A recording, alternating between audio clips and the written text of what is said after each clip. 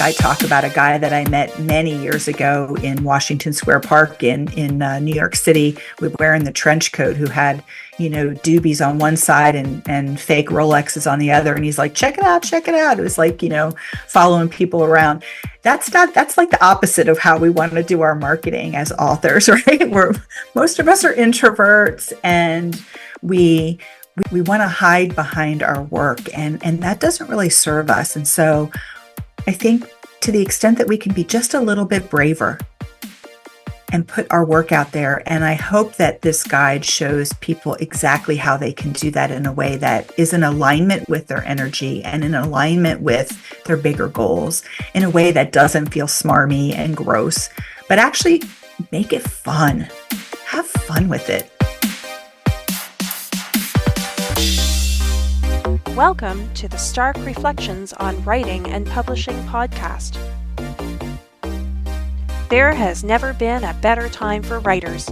More information, options, and opportunities are available to you, but navigating these requires insight. Join Mark Leslie Lefebvre as he draws upon more than a quarter century of experience as a writer, a bookseller, and a trusted book industry consultant to explore and reflect on the writing and publishing landscape to help you make informed choices on your writer journey.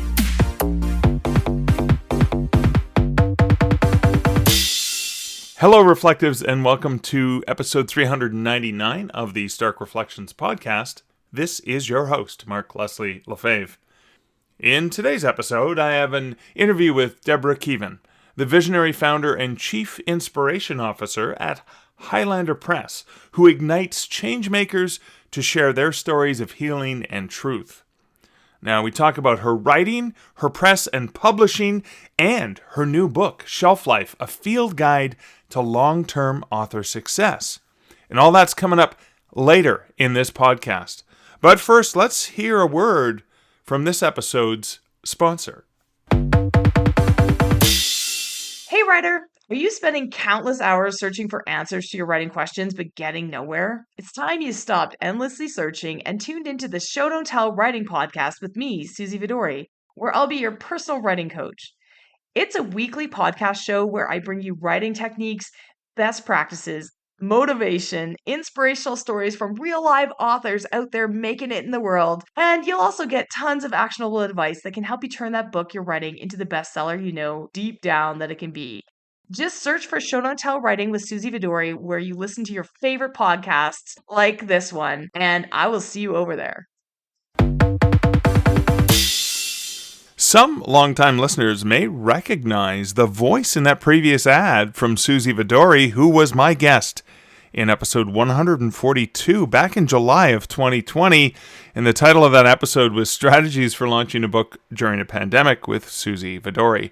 Now, I know Susie through the Calgary, Alberta writing groups from When Words Collide. She is awesomeness personified.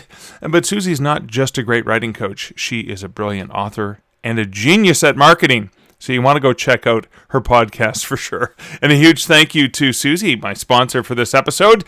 And also a thank you and shout out to all of the awesome people who support this podcast over at patreon.com/starkreflections, as well as my coffee buddies over at buymeacoffee.com/Mark Leslie. I do really, truly appreciate your support, and just be aware there will be some extra content coming to my supporters, my patrons, my coffee buddies over via patreon.com, via the audio feed there. And it is a mess up I made, a blunder, a goof up, and I kind of tried to turn it into something positive, because that's kind of the way I am. All right, let's roll a bumper, and then we're going to get into some comments. And now, comments from recent episodes. Over on episode 398, Multiple Outlets for Storytelling with Denise Baden, Edwin Downward over at starkreflections.ca commented, I must admit I found this episode rather intimidating. While it does reflect the concept of truly going wide, moving into fundamentally different formats is either a lot of work or letting go while other people do the work, neither of which I have the bandwidth for at this point in my life.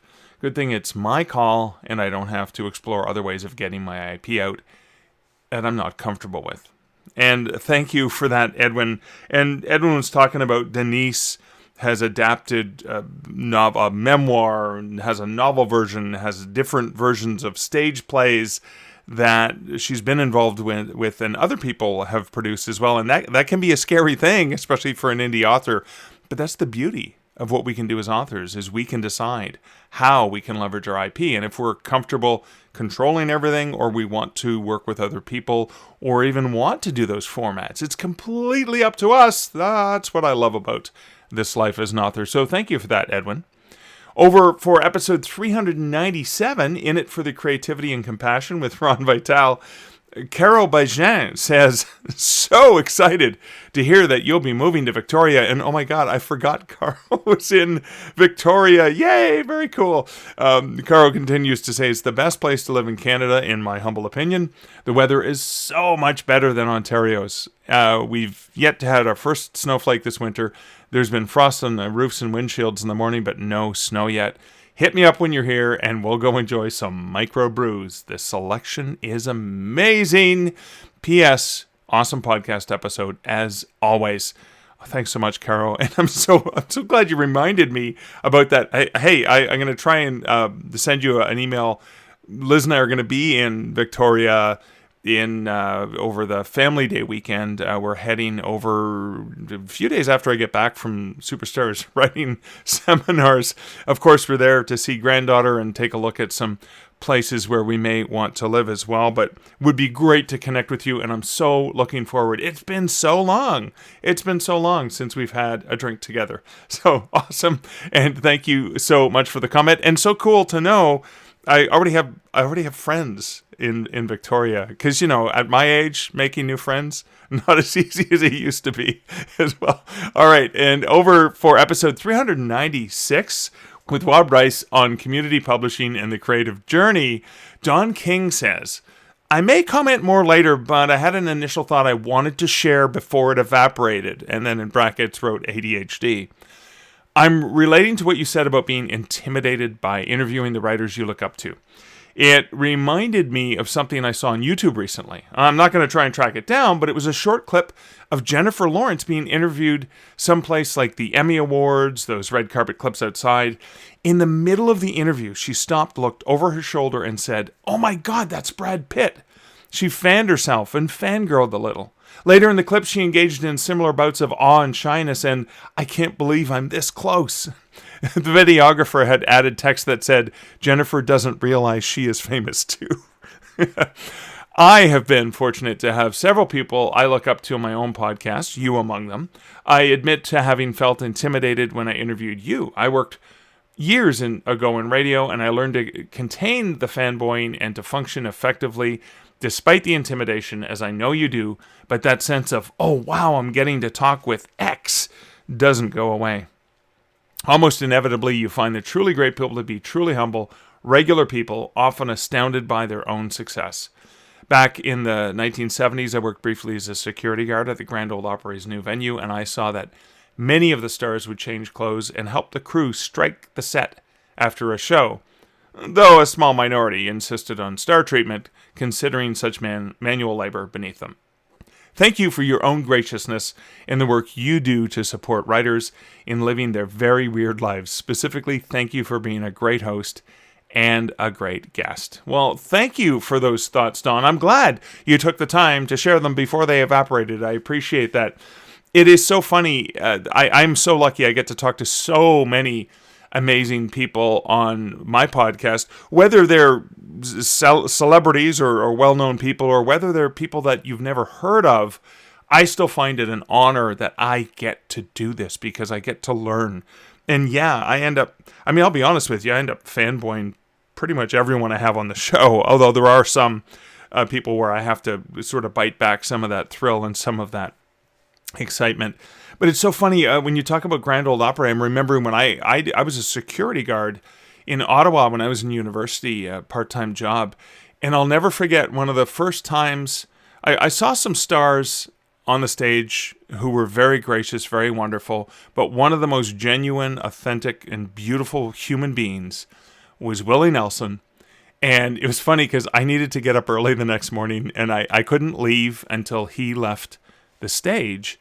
And he sat on the edge of the stage and waited to sign and talk to people who wanted to talk to him. And he sort of just sat on the edge of the stage and was just chatting with people and stuff like that. And it was really interesting because part of me was just so frustrated. I'm like, come on, Willie, just go back to your dressing room so I can leave. And the other part of me was just in awe at how much care and concern he took for the people who were there to see him. And I guess I love that sort of down to earthness that people have and that they display. So appreciate that. And again, I'm very lucky that I get an opportunity to have a good conversation with a guest, bring them onto the show. Dawn, of course, one of the guests that I have brought onto the show. Share your stories with this audience. That is my honor and my privilege. It is also my honor and my privilege to get comments from listeners. And I want to say thank you to everyone who leaves comments. I don't get to all the comments all the time, and sometimes I have to backtrack and see the comments that I've missed over previous episodes as things get so busy because it's a weekly podcast, and I don't always have the time to dig back into it. But I do want to thank you guys for leaving your comments. It's just a reminder. Yeah, I know I see the downloads. I know I can see that people are downloading and listening to the podcast, but it does feel kind of one-sided. I'm here, blah, blah, blah, and I get to talk to really amazing people. I love to hear what you're thinking, and that's why I'm really excited with episode 400 that I'm going to have some comments from people, and it's not too late. You actually have until, I think, the end of the 31st of January, so I can have time on this weekend to get episode 400 produced. I had some chats with some wonderful folks in my little hangouts, and I'm going to be extracting some of your voices that you can hear in that, as well as some that have been submitted to me. And thank you guys so much for submitting your comments. There is still time, and you can comment not just for episode 400, but for any episode. Love to hear what you're thinking and what you're reflecting on as you're listening to the podcast. But that is it for comments. I'm going to roll a quick bumper and then just do a brief personal update. Wow, it is January 30, 2025 as I record this. I am still madly playing catch up on a lot of my tax and accounting preparation. I was hoping to be a little bit further ahead for 2024, etc. But I'm really happy and comfortable with the fact that I've already gotten 30 days into the new year and I have not fallen down on tracking for this year. And that's where I ran into problems, was tracking, falling behind in my tracking. So knock on wood. This is actual wood I'm knocking on, by the way. So, knock on wood that I can actually stay on track, because this is where it gets challenging. I'm about to leave for Superstars Writing Seminars. I will be in Colorado Springs for a full week. I'll be doing a lot of stuff for the conference, presentations, panels, emceeing, a lot of behind-the-scenes things, trying to get stay on top of stuff with Draft to Digital. And then I'm home for just a few days, doing something with my kid, for one of those 3 days that I'm home, and then Liz and I go to Victoria so we can see my beautiful little granddaughter she's growing up so fast. Em is sending pictures, in a group messaging, and I just keep looking at her, and I was like, oh my God, she's changed so much.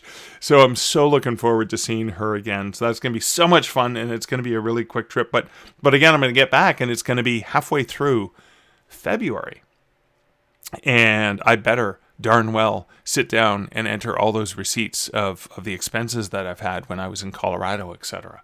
So other interesting things that I'm working on are, with my Draft to Digital hat on, I've been doing the analysis of 2024 sales, and via the blog and other vehicles at Draft to Digital, we'll be releasing that. But it's a really interesting look at the industry. Some of the things I'm tracking are, the trends and the different platforms and where things are growing, etc. But another interesting thing I'm wanting to do this year is try to spotlight indie authors. And so looking at the top 1,000, I'm digging into the top 1,000 titles units, ISBNs, etc., for 2024. And within the top 1,000, what are the top 50 books? And this is sales not by units, but by dollars. And this is why this is important to me. Bank over rank. Yeah, you can sell a lot of units at 99 cents, and that's great, but it's the dollars that actually keep the lights on and keep food on the table and a roof over your head, etc. And so looking at by revenue, not by units, who are the top 50 authors for 2024, which is kind of cool. Or sorry, the top 50 titles. And in those 50 titles, there are a lot of duplicates. There's a lot of authors who have numerous titles on that list. So what I also did, and this has taken a long time, is I've gone in and tallied among those top 1,000 the total revenue earned from each of the multiple titles that these authors have. So there's, whatever, 600, 800, something like that, different authors that are in that mix. And then saying these were the top 100 authors, unique authors, because to me it's important to spotlight the authors and give the authors a little bit of spotlight, give them a chance to celebrate and say, hey, look, of the 100,000 authors that are on Draft to Digital, I made it to this list. And I think we need to pause every once in a while to celebrate our wins, no matter how big, no matter how small. As I've said before, I'm always a fan of touting yourself as a big fish in a small pool, because we work so hard, we put so much into it. Why not celebrate that? So I'm really thrilled that I get to do this sort of thing. I have been chipping away every morning before I do anything else, including getting out there and shoveling, which is really good for getting some exercise, getting more work done on a book in hand. And I can see the end, the light at the end of that tunnel as I continue to work on it. And it's so funny. Every single chapter I've gone in to enhance and update, I think, I'm just going to add another 1,000 words here, and it ends up being about 5 or 6 or 7 or 8,000 words. Now I know that's going to get edited and cut down a little bit, but it is still going to be larger than I initially anticipated. And so I've got a few of those books on the works. Also co-authoring another book with someone. I'll be talking about that relatively soon. And so lots to do and so much more to get done. And I realize, oh no, of this year, of the 12 months, now I'm down to 11 months. so tick-tock, Mr. Leslie, or Mr. Lefebvre, depending on which hat I'm wearing. Tick-tock, let's get things done going. But speaking of tick-tock, it's time. You don't want to hear me babbling anymore. You want to hear this wonderful conversation that I had with Deborah Kevin. And we had this conversation back in November. I've been holding on to this interview because I'd made a note that the book was coming live in the middle of February. But I noticed just earlier this week, because I've had newer interviews come out, and I'm like, just keep holding on to this one. I really want to share it with you, but I want to wait till the book's coming out. But here's the cool thing. If you're a print book reader, the print book's already available. Now, the ebook is not going to be available till February 18th, 2025. But come on, you want the print book version, which is currently available. And that's why I'm excited to share this interview with Deborah Kevin, and we talk a lot about her writing, her publishing, and of course, her book, Shelf Life, a field guide to long-term author success. And that's coming up right after this bumper.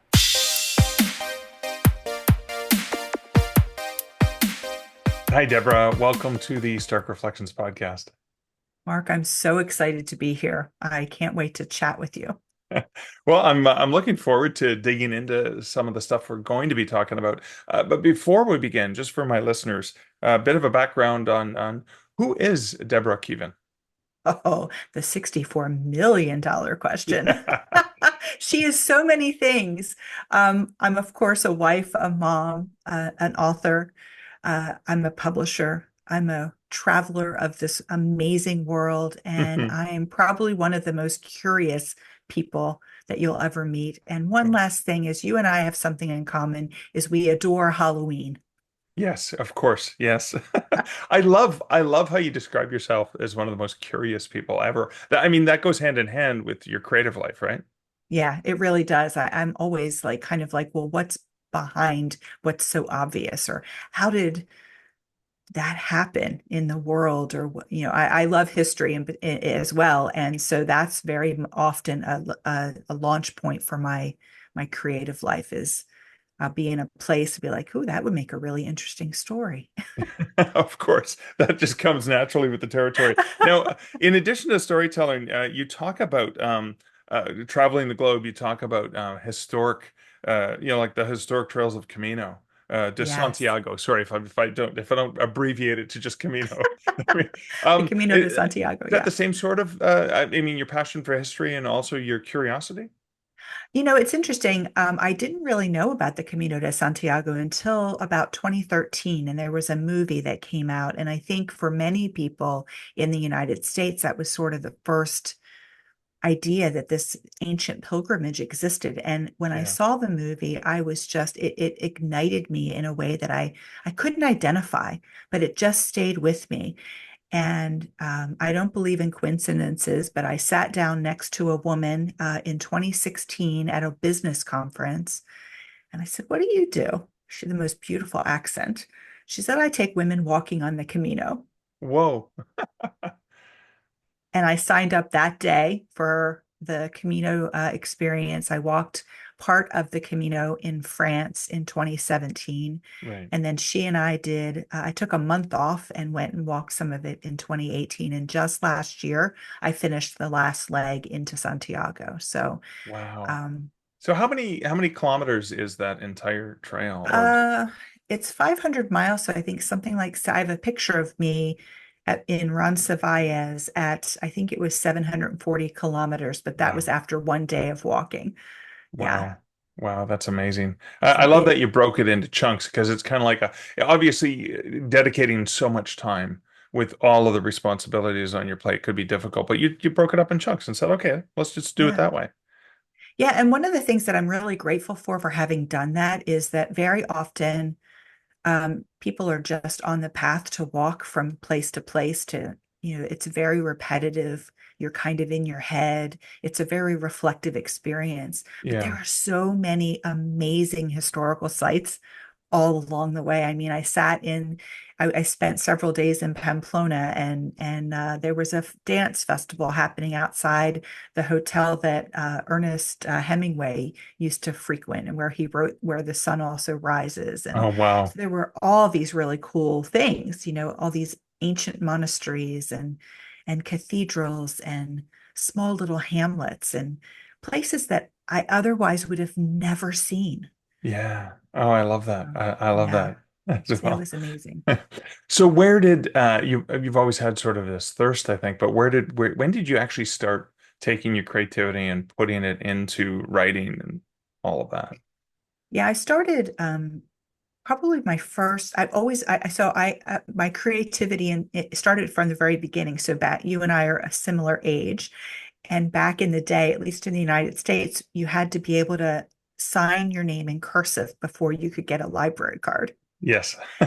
So I taught myself to read when I was 4, and when I was 5, I wanted my library card, and Wow. we Okay. were in the military, so I had my mom teach me how to draw my signature.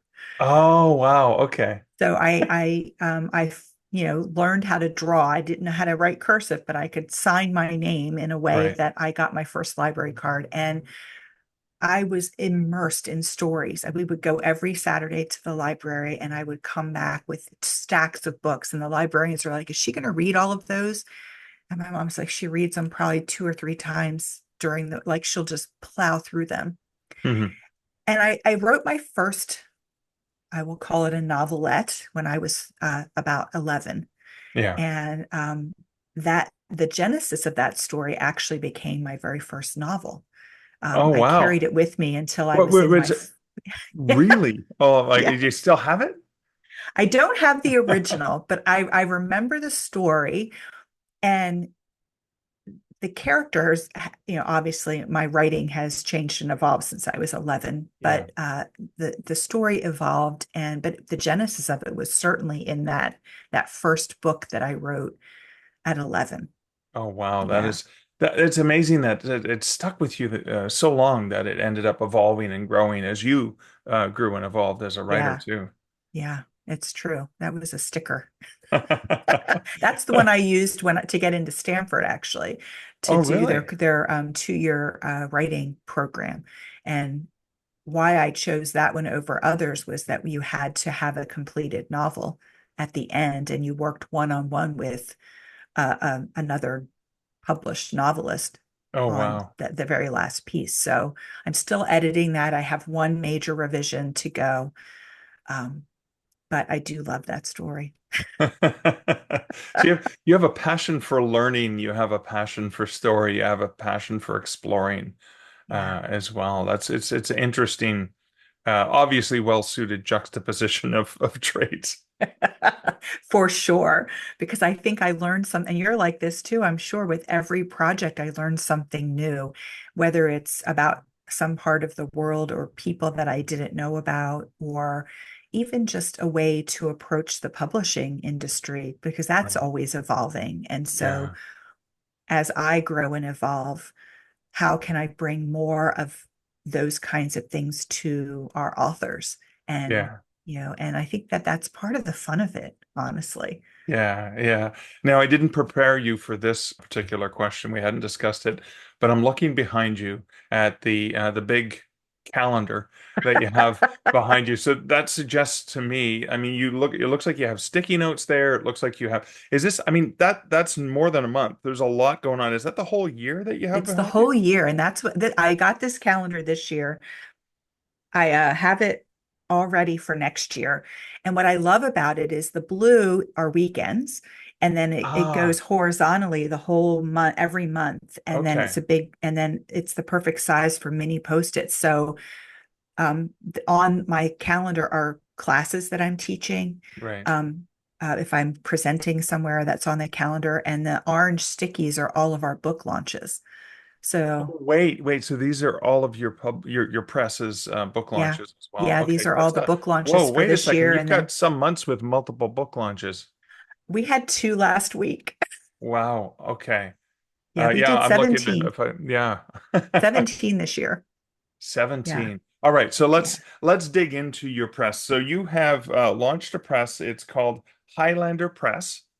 And yes. when did you launch that and why? What was the genesis behind that? So it's funny because that was not the original name of the press. I Oh, actually was going to call it Crusader Press oh, okay. from Indiana Jones and the Last Crusade, Okay. because I felt like the people that I wanted to work with were people who were on a mission to make some splash in the world, whether it's with Right. fiction or however they're doing it. And I was kind of testing that name out, and everyone's like, are you writing night stories? Are you like, is this a religious press? And I'm like, oh no, it is none of those Right. things. Okay. So I'm Scottish by heritage, and I'm like, I wonder if Highlander's available, because I was sort of toying with different ideas. And Yeah. to my shock, it was available. I couldn't believe it. So I nabbed it as quickly as I could. And we've been Highlander Press, officially changed my business name over in June of 2019. Okay. Um, and I doubled down on everything. And then 2020 is when I started with our publishing program at the wonderful Western Colorado University. And so I've been going strong since then. Wow. And so, I mean, how many, I'm just looking, I'm trying to look at all the orange dots for this year, but how many books has Highlander Press actually released? 51. Whoa, 51 books. So what is your mandate then? I mean, you talked about the Genesis. Has that evolved over time, just like the name has? Yeah, so It has. I started first with mostly entrepreneurial books because I had been in business since 2012 and I knew a lot of people in business. Right. And I really wanted to kind of shift the structure of the way we talk about marketing and the way we talk about running our businesses from less masculine energy and more feminine energy. And so that was really me guiding people to write their memoirs or writing some sort of business book that Right. supported their business, thought leadership kind of things. Yeah. And then it evolved, like, because I've always been in the novel field and I had a ton of people that I graduated from Stanford with who've written novels. Yeah. And so I opened the door to that. And this year was our biggest cachet of published novels to date. I have to count them. So 6 novels this year. Wow. Our first sci-fi, cyberpunk, legal thriller. They all have a tendency to be a little bit on the, again, there's a mission. Like one of the Yeah. books is a fantasy, but it's really about refugees Right. and Yeah. how Yeah. we um, deal with them and integrate them into our societies. The other was all about the young author who's actually a senior at Penn State University. We republished her first 2 books and published her third novel, and they all have something to do with mental health and how Right. we love people who struggle with mental health challenges and what that means. And so I think there's still that mandate of some way of wanting to shift the way we think about the world. Yeah. Yeah. Yeah. And obviously, and even fiction is a great mirror held up to reality, particularly in the speculative genres as well, because Yeah. you're further removed from the reality, so it's safer to talk about certain things. Exactly.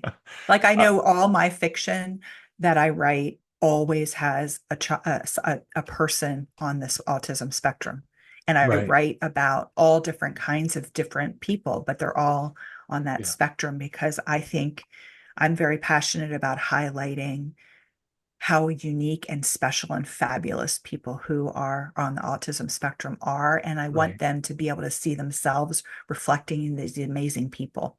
Yeah, and in all the roles, not necessarily in there was a time when, characters who were divergent in any way were always Yeah. the bad guys, right? Yes, Not the exactly. No, heroes. these are their Yeah. heroes in mine. Yeah. Yeah, yeah, Yeah. Yeah. No, yeah, I love that. I love that. So let's talk about, so you have a book that's coming out. It's coming out in February yeah, 2025, and it's called Shelf Life, Field Guide to Effective Post Publishing Marketing. Deborah, yeah. why this book? I mean, he says, wink, wink, nudge, nudge, shelf life. So I had the great fortune of attending Western Colorado University's publishing master's degree program, as did you, Mark. And last year they had their first inaugural alumni writing retreat. Yeah, And we were invited to pitch a class to teach. And so I thought about what I work with a lot of our authors on is marketing and how challenging it can yeah, be for authors to market. And I know that we don't really talk about that in the program. So I said to Dan, who is the person running, one of the alum who's running that event, this is what I'd like to do. I'm going to do this presentation all about shelf life and how to, have your book continue to sell long after its launch day. yeah, yeah, And he's like, that's great. And I presented it. And he was just blown away. He's like, we don't talk about this stuff. We don't do anything like this. And it really sparked something in me that was like, I know something that could really help authors really understand how it doesn't have to be so hard and that they do have more agency than they may think that they do. And they can be empowered yeah. to grow their author business. They don't really think about it as I'm now in the business of being an author, but they really should think about Right. that. Yeah, yeah, And so that was the genesis. And I really thought about kind of the questions that I get asked a lot. And I'm like, okay, let's just put it all together and make it a field guide, make it very accessible. I want it to be yeah, like, when you're out on a hike and you pull out your little hiking guide and it's got bent edges because you refer to it all the time. And yeah, so I want it to look loved and worn and to be this incredible reference for authors. Awesome. So, what are some of those landmark questions that this book will cover for authors? I mean, apart from the very obvious. Yeah. Well, I think, I'll use one example. We just published a biography, a sports history biography Okay. for an author who this was his fifth book. He did not have a website at all. Whoa. Okay. And his books have done really well. I mean, if you are in the US and you follow NFL at all, I mean, he had sports icons do the forward Yeah. and like people who are so well known in the field. And yet he had no way to pull all of his books into one place. And it's like, it Wow. doesn't have to be That he has control over rather than someone. yeah, Yeah. exactly. Okay. So it was like, well, we need to build you a website. And he's like, oh, it's going to be a lot. I'm like, actually, it doesn't have to be that hard. It can be Yeah. fairly simple. And Yeah. in fact, I think simple and easy is better than, and done is better than overcomplicating things. And I don't know about you, but I am the master of overthinking and overcomplicating. And so it's like, Yeah. how can we make this easy? How can we serve your readers Right. Yeah. and let them see, they're going for this one book, but what about your four other books? And then Yeah. now he's got a sixth book coming out already. So I think simplifying what that could look like and then being really clear about what's important and what isn't for a Okay. website.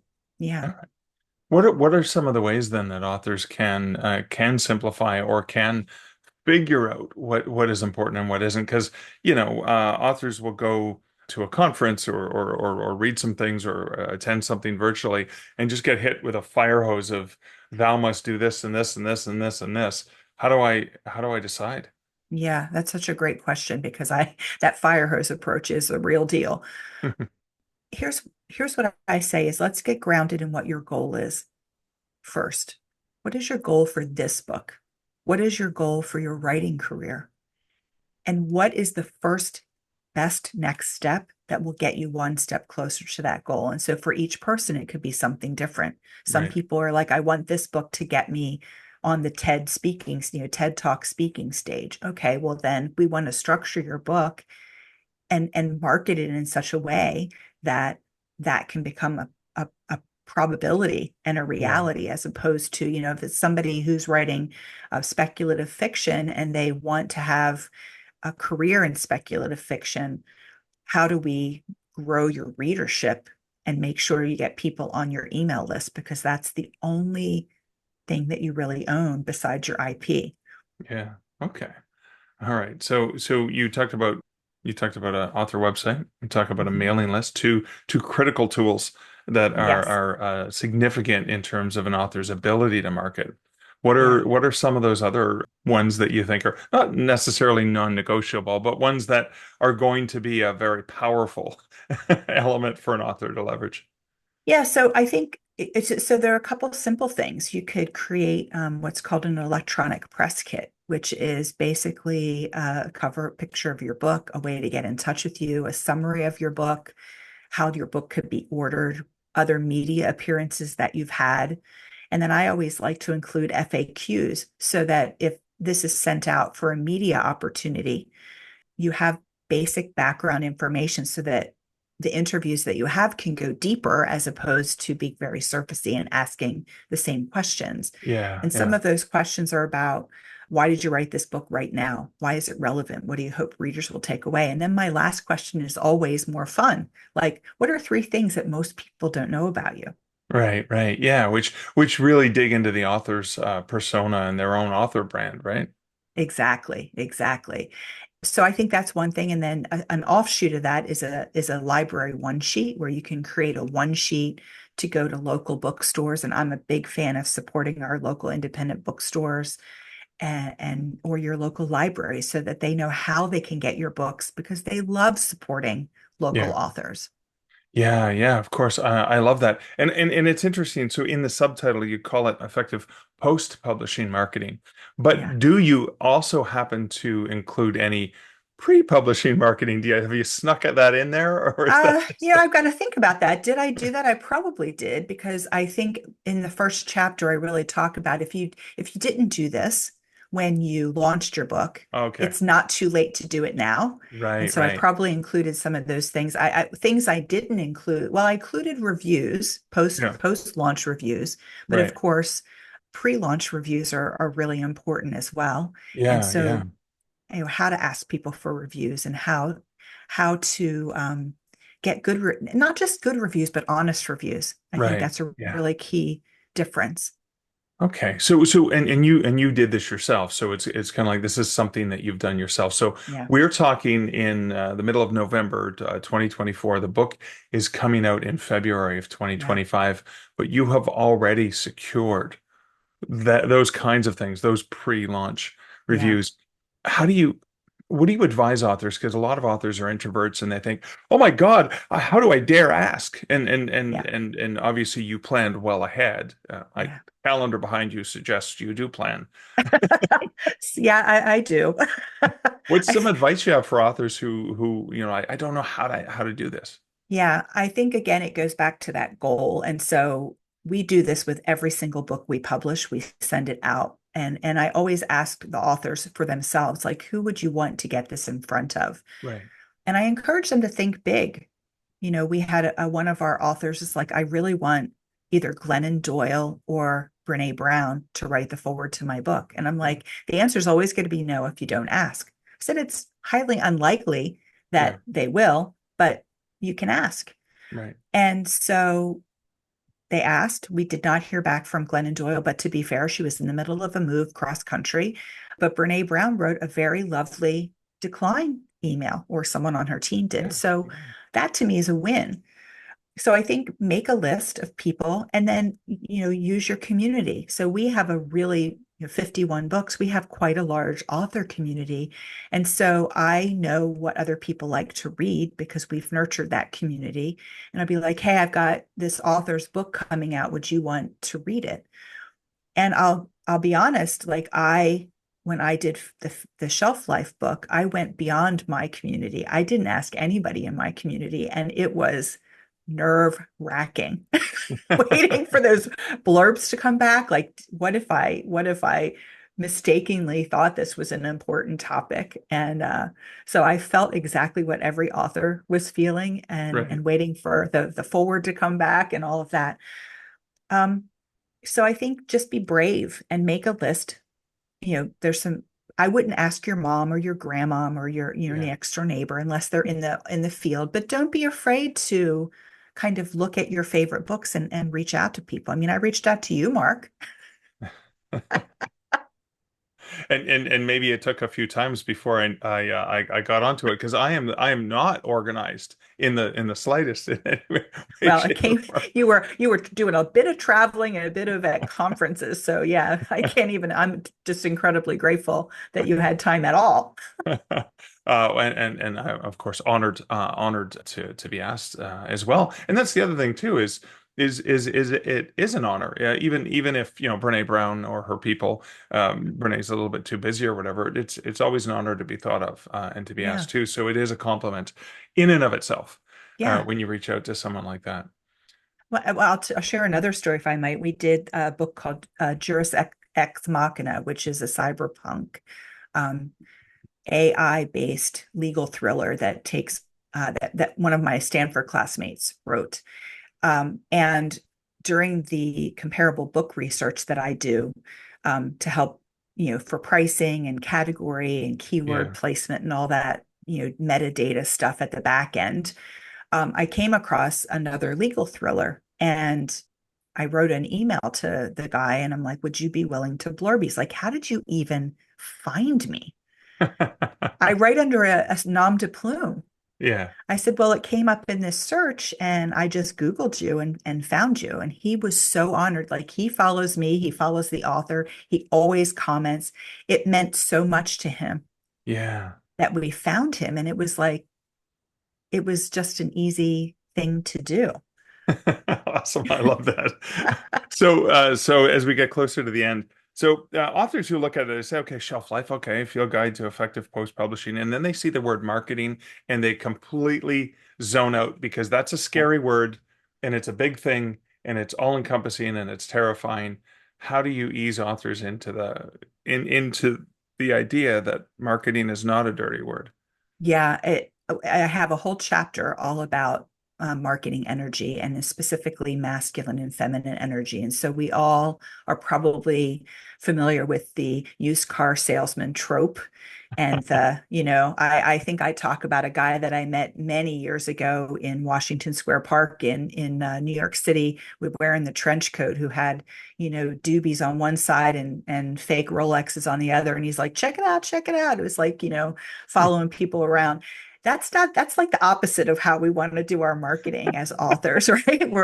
Most of us are introverts, and we want to hide behind our work, and that doesn't really serve us. And so I think, to the extent that we can be just a little bit braver and put our work out there. And I hope that this guide shows people exactly how they can do that in a way that is in alignment with their energy and in alignment with their bigger goals, in a way that doesn't feel smarmy and gross, but actually make it fun.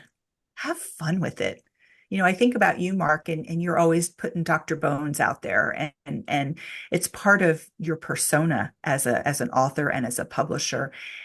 And it makes people connect with that, because it's not just you selling your books, it's you. And I love every picture of your reference to the John Candy. The planes, trains, and automobiles. Planes, Yeah. those aren't pillows. Yeah. Very, very, very, very subtle marketing. Yeah. Yeah. But it's funny because you're on a plane, and it's like it's a tie back to that reference. And I think it's fun. And I bet you have fun doing it. I do. I have fun doing it, and it doesn't feel like marketing. It just feels like giddiness as well. It happens to do the work of marketing, Yeah. but that's probably not why I'm doing it. I'm doing it because I think it's hilarious. Yeah, exactly. And you're showing your personality, which is, I think, a really big deal. Like, a lot of authors think that they have to be staid and Right. serious. And I actually think that the more we can show up as ourselves authentically, the more Yeah. the right readers are gonna find us, and then our books are gonna do what we want them to do. I love that. I love that. And so, speaking of where people can find you, where they can find out more about you, they can find more about Highlander Press, and they can obviously find out more about Shelf Life, the Yeah. forthcoming book. Yeah, so probably the best way to find me would be one of two ways. It either be at highlanderpressbooks.com. All of the links are on there. Our bookshop is on there.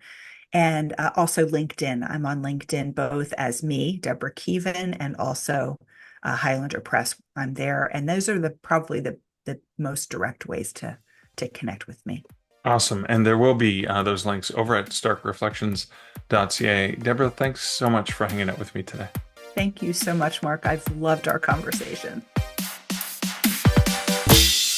Okay, so just a few things to reflect on from this interview. The first was how Deborah broke walking the Camino de Santiago into chunks. Well, 500 miles, that's what I should have done this math in my head. That's 800 kilometers. 5 miles is 8 kilometers. So 500 miles is 800 kilometers. So how she broke walking that into chunks. And why is that important? Well, it takes a long time and a long commitment to do something like that. Breaking it into chunks allowed her to get this done without completely putting everything else on hold for the length of time it would take to do that. And that's something that we do as writers as well, right? If we're working full time, we're doing whatever, we're getting the writing done in these little chunks. And it's amazing when you think about how those little pieces, this just goes back to the Anne Lamott, bird by bird. How are you going to write the book? Well, I'm just going to write it bird by bird. How we as writers can get so much done by breaking it into those little chunks. Yeah, it would be nice to have a full 8 hours to write. Not everyone has that luxury. Not everyone has the privilege of being able to sit down and write for those extended periods of time. So we get it done in chunks. Think of Michael Laurent who's been on the podcast as well, and an awesome guy and an amazing writer. I've read several of his novels and his nonfiction books, and he's done a lot of his writing, on his phone, using his thumbs, standing in line at the grocery store, wherever he can get it done. And that is it's just so important. Remember, you see this long road ahead of you, 800 kilometers, 500 miles, depending on where you are in the world. And how do you break that down into something that you can chunk in digestible chunks, I guess, so that you can get it done. And just that little bit you get done every whatever. That's just an important aspect. And just a reminder, we have that opportunity as writers. And then the other thing I want to reflect on is the concept of asking instead of self-rejecting. Now, Deborah talks about the ask for Brené Brown to write a book's intro, and then getting a very polite decline. That, to me, she says, is a win. And I love this approach. I mean, don't self-reject. If you don't ask, the answer is definitely no, or there is no is the ultimate result. The fact that, what is it? I saw something recently in a meme that kind of said, sometimes people just want to be acknowledged.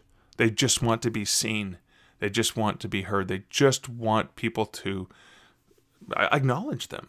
And that's Brené Brown or her people acknowledge that with a very polite decline. And that is a win. So and I think the win too is the courage to ask as well. So that's really important. And then the last thing, which I think is really, again, important that I want to reflect on, is when Deborah said, showing up authentically is one of the best things an author can do. Showing up authentically. This is not putting on airs.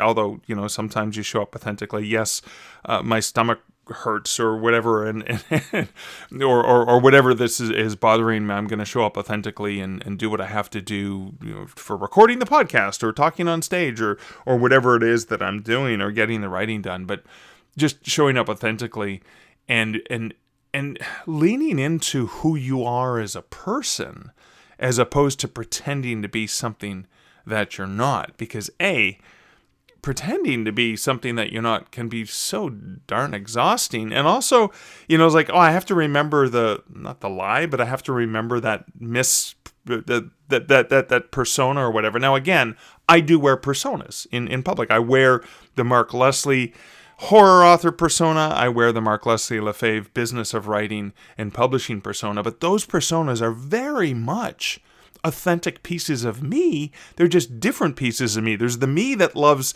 horror and the macabre and skeletons and creepy dad jokes and stuff like that. And then there's the me who's really passionate about helping writers and the business of writing and publishing. And of course, stupid dad jokes go there too. Both Marks are that's part of who I am, but they're all part of who I am.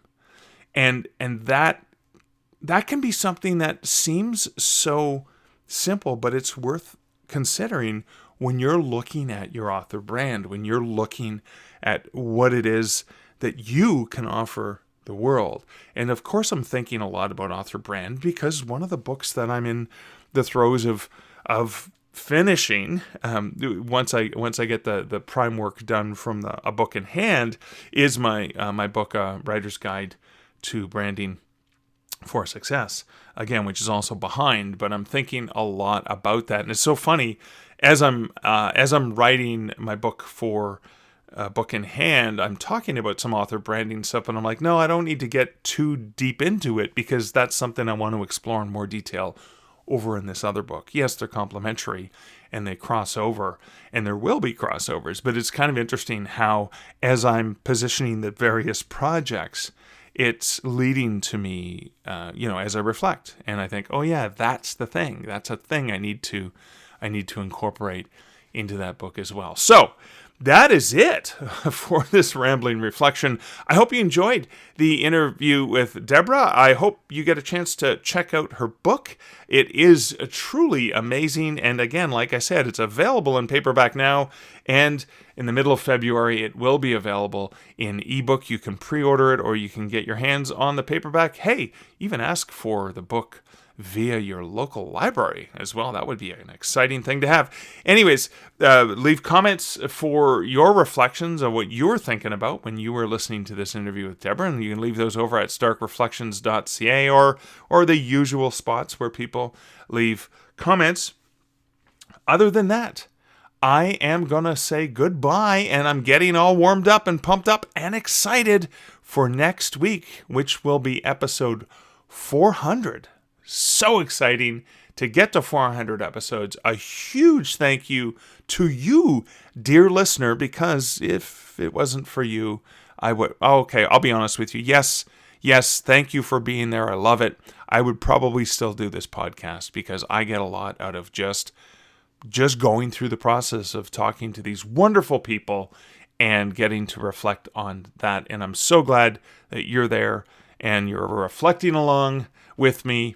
So until next week and until next episode, which is episode 400, this is Mark Leslie Lefebvre wishing you, a dear listener, great writing and good Stark Reflections. Thank you for listening to the Stark Reflections podcast. You can find show notes for each episode at starkreflections.ca.